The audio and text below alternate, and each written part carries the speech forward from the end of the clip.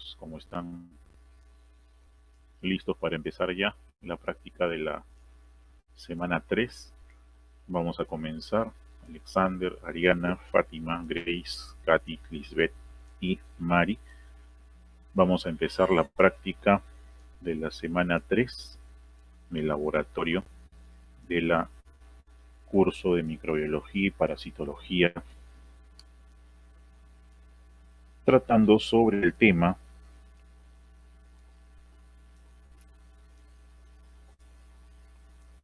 técnicas de esterilización y medios de cultivo para aislamiento y diagnóstico en microbiología.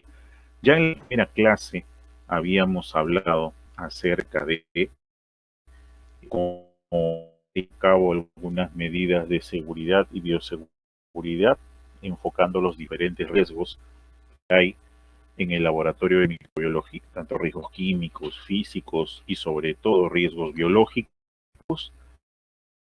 Hemos hablado también acerca de cómo es que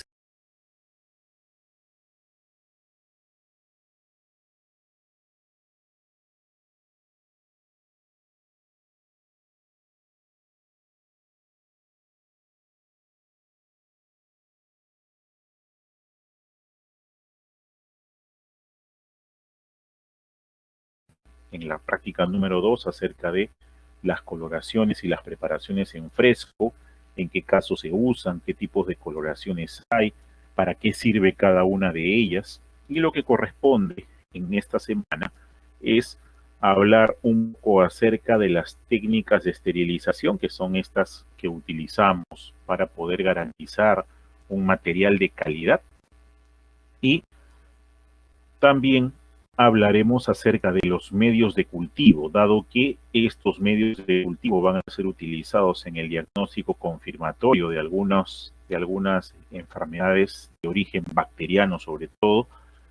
Vamos a ver qué tipo de medios o agares, como me mencionaron en la práctica anterior, son los que más se usan. Y efectivamente es la tinción Gram la más utilizada, como nos escribe Fátima por el chat. Bien,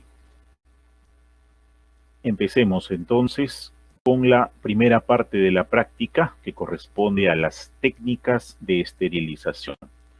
Cuando trabajamos en el laboratorio de microbiología y en otras áreas hospitalarias, como no, el personal que trabaja con nosotros se encuentra expuesto pues a varios tipos de riesgos, ¿no? De riesgos de diferente naturaleza, como hemos visto en la clase anterior, físicos, químicos, biológicos. Y en cuanto a los riesgos biológicos, el personal de salud siempre está en lucha constante contra los agentes infecciosos, como es el caso de la pandemia que hoy nos ocupa, ¿no? Tratamos de evitar el riesgo de contaminarnos, de contagiarnos.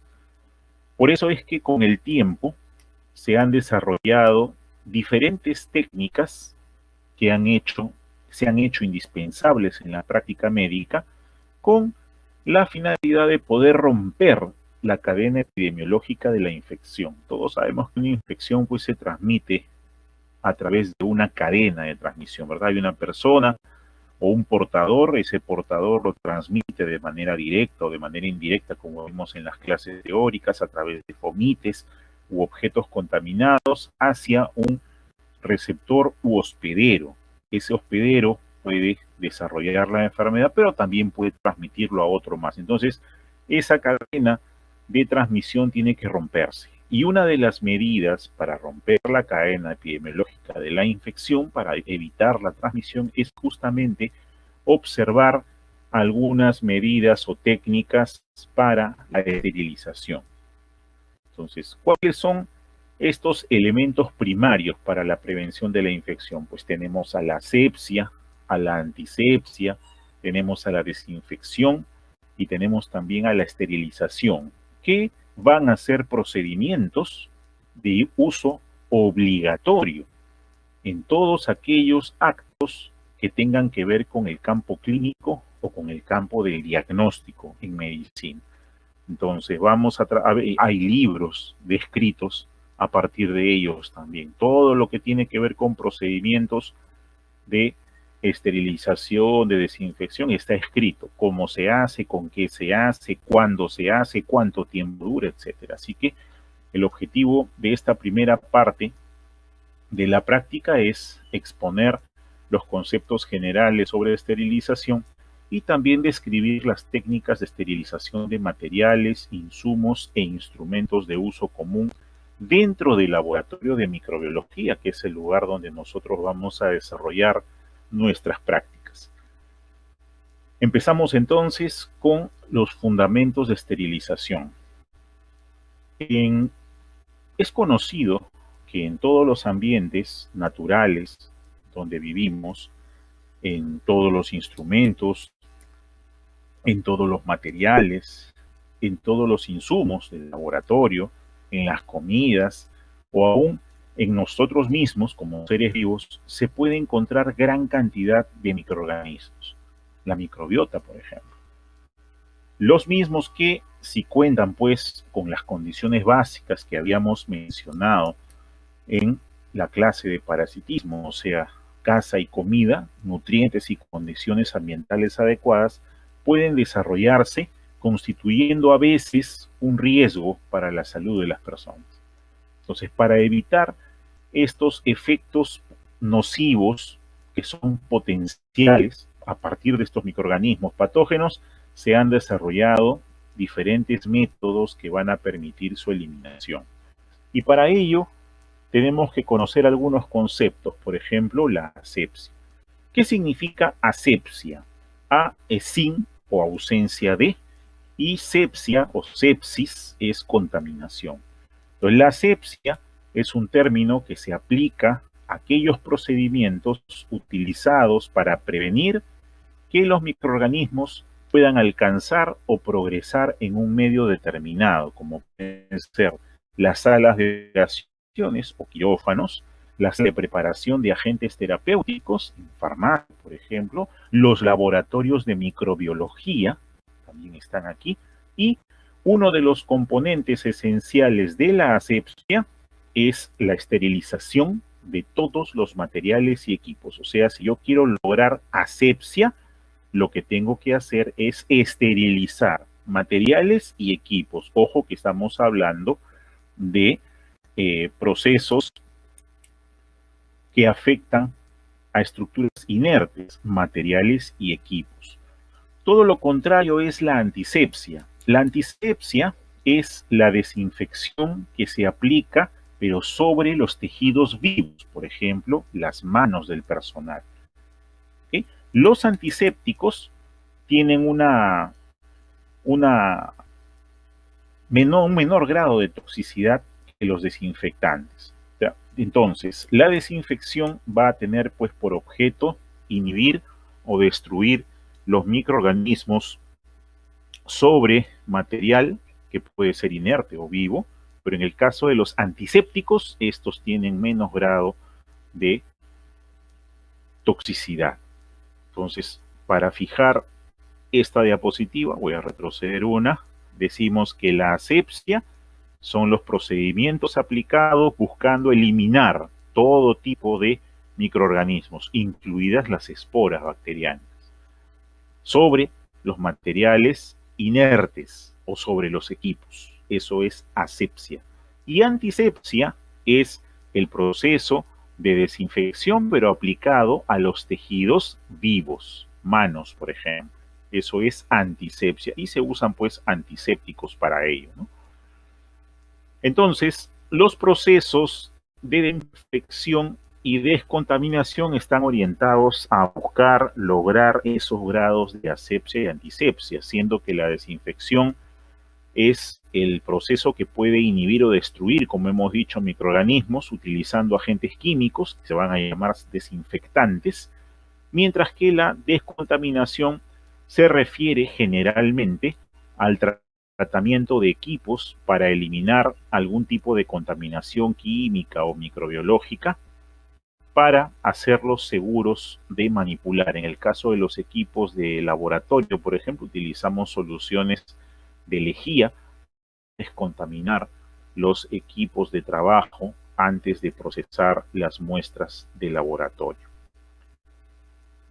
La esterilización, entonces, va a ser utilizada en instrumentos y en materiales que se usen en procedimientos, vale decir pinzas, vale decir hojas de bisturí cuando estas no son descartables, vale decir algunos separadores quirúrgicos, por ejemplo, las de siembra que utilizamos en el laboratorio, a menos que estas sean descartables, las asas de platino que se usan para sembrar también se tienen que esterilizar de diferentes formas, hay diferentes métodos para hacerlo.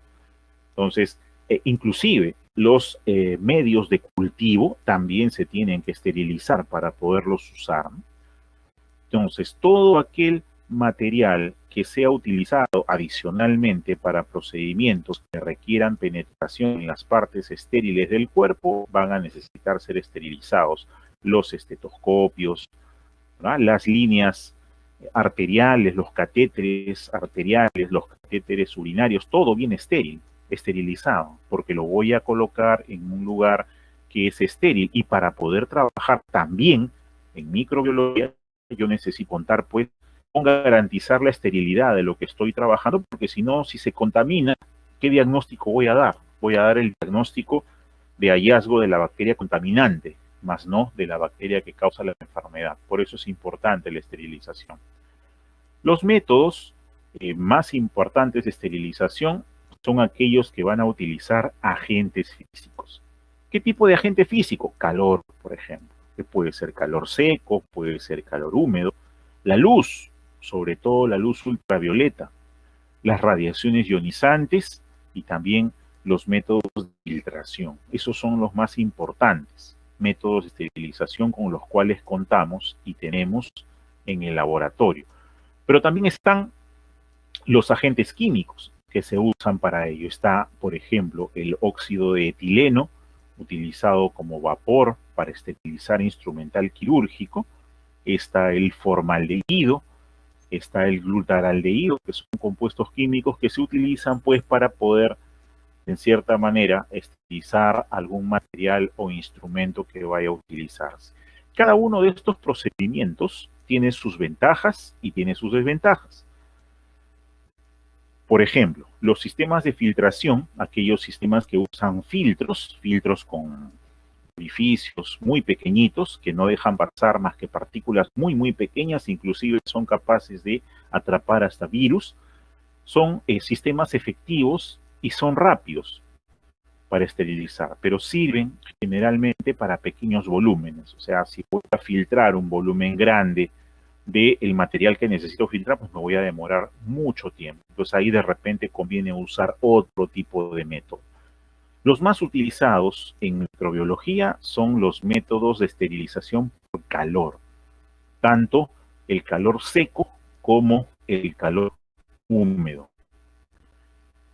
El calor seco o instrumentos utilizados para calor seco, esterilización por calor seco, son aquellos pues donde los microorganismos van a ser sometidos a temperaturas superiores a su temperatura óptima de crecimiento. ¿Qué significa esto? Que voy a tener algunos medios que van a sobrepasar los 80, 90, 100 grados tranquilamente. Entonces, eso me permite a mí manejar un sistema seguro que va a permitir pues la muerte, sobre todo de las bacterias, ¿no? Y de los hongos, que son los que me interesa destruir. Los métodos, vamos a retroceder, de esterilización por calor permiten entonces que la muerte de las bacterias ocurra como consecuencia de la desnaturalización de sus proteínas y enzimas. O sea, sabemos que las proteínas se van a desnaturalizar, o sea, van a perder sus estructuras cuaternaria y terciaria con el calor. Al perder sus estructuras, las proteínas ya no sirven para la función para la cual están diseñadas, por lo tanto la bacteria termina muriendo por esa causa de desnaturalización de proteínas. Entonces, este calor puede aplicarse para esa finalidad, ¿no? Ya sea en forma de calor seco, que va a destruir a los microorganismos por efectos de oxidación, y para ello se necesitan pues temperaturas muy elevadas, por encima de los 150, 200 grados a veces, mientras que el calor húmedo elimina a los microorganismos a temperaturas menores, más o menos 100, 120 grados. ¿Por qué? Porque cuando hay agua, estamos hablando de calor húmedo, cuando hay agua, la presencia del agua acelera la ruptura de los puentes de hidrógeno, que son los responsables de la estructura terciaria de las proteínas. Entonces también hace que éstas se desnaturalicen y pierdan su funcionalidad. Para esterilizar por calor yo dispongo pues de calor seco y húmedo. Para calor seco tengo dos metodologías.